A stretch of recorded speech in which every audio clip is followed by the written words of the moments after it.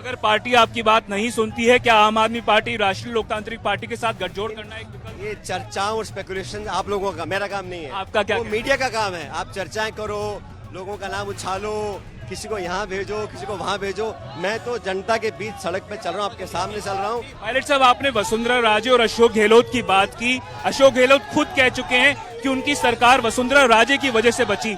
क्या ये 60 गांठ है जिसकी वजह से राजस्थान में पिछले 25 साल से मुख्यमंत्री के तौर पर किसी तीसरे व्यक्ति को नहीं देखा गया? ये सवाल आप उनसे पूछे जिन्होंने स्टेटमेंट दिया है। ऐसा स्टेटमेंट मैंने नहीं दिया, ऐसा स्टेटमेंट। इसका जवाब अशोक जी दे सकते हैं। सचिन पायलट एक बार फिर से लंबी यात्रा करने के लिए तैयार हो चुके हैं।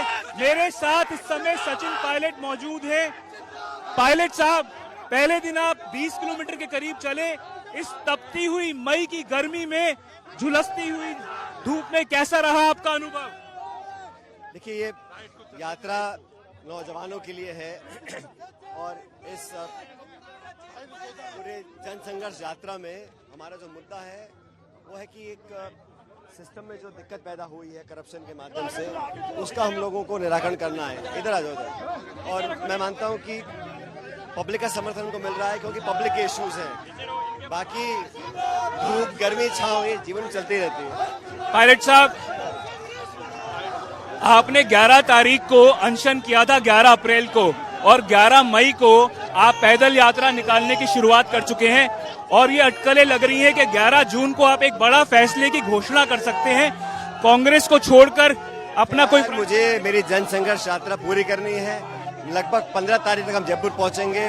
लोगों की आवाज बनकर हम लोग सड़कों पर आए हैं और मैं लोगों की बातों को सुन रहा हूं, लोगों की आवाजों को सुन रहा हूं और नौजवानों को जो उदासीनता पैदा हो रखी है उसका निराकरण करना हमारी प्राथमिकता है और जयपुर जाकर अपनी बातों को मनवाएं, ऐसा हम लोगों ने संकल्प लिया है। पायलट साहब, आपने एक बड़ी बात कही। आपने कहा कि आप नाउम्मीद हो चुके हैं पार्टी में। जिस तरह से नाउम्मीद हो रहे हैं प्रदेश का नौजवान, लाखों लोगों जिन्होंने पेपर लिखा, पेपर लीक हो गया, पेपर कैंसिल हो गया, बार बार ऐसा हो रहा है और जो लोग इसके पीछे इन्वॉल्व हैं उन लोगों तक पहुंचना बहुत जरूरी है। पायलट साहब, जिस तरह से आपने भ्रष्टाचार के मुद्दे उठाए हैं, ये बड़ा मुद्दा है, पेपर लीक का मुद्दा बड़ा मुद्दा है।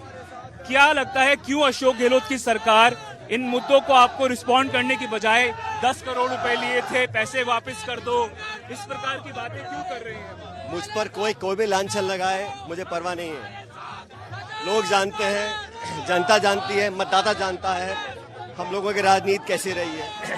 मैं पिछले 20-25 साल से पॉलिटिक्स में हूँ, मुझे बड़े बड़े जिम्मेदारी निभाने का मौका मिला, लेकिन आज मैं मानता हूँ कि राजस्थान के नौजवानों को, लोगों को उम्मीद है उन लोगों से जो जनता के बीच में रहते हैं। और ये जो करप्शन की इश्यूज हैं आज के नहीं है। मैं 1.5 साल से चिट्ठियां लिख रहा हूँ, मैं बात कर, अनशन जैसा आपने कहा, मैं अनशन भी किया, लेकिन मैं चाहता हूँ इस पर सरकार कार्रवाई करे। और ये द्वेषपूर्ण भावना से कार्रवाई करना नहीं चाहते हैं, किसी से कोई दुश्मनी नहीं है, लेकिन जो सैद्धांतिक इश्यूज है उसको हम उठा रहे हैं। पायलट साहब, आपने वसुंधरा राजे और अशोक गहलोत की बात की। अशोक गहलोत खुद कह चुके हैं कि उनकी सरकार वसुंधरा राजे की वजह से बची। क्या ये 60 गांठ है जिसकी वजह से राजस्थान में पिछले 25 साल से मुख्यमंत्री के तौर पर किसी तीसरे व्यक्ति को नहीं देखा गया? ये सवाल आप उनसे पूछे जिन्होंने स्टेटमेंट दिया है।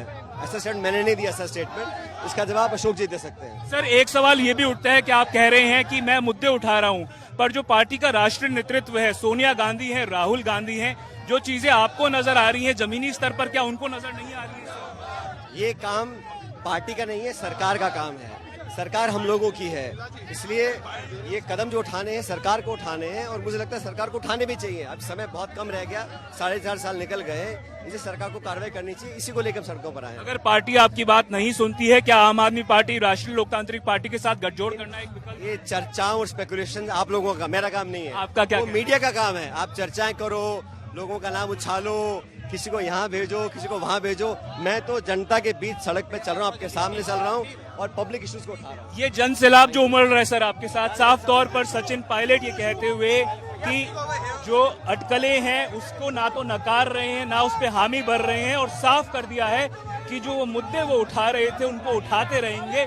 और ये भी साफ करते हुए कि पार्टी नेतृत्व को देखना है कि किस तरह वो मुद्दों को हैंडल करती है, क्योंकि समय जो है वो कम रह गया है। कैमरा पर्सन निखिल शर्मा के साथ मैं देवंकुर वधावन।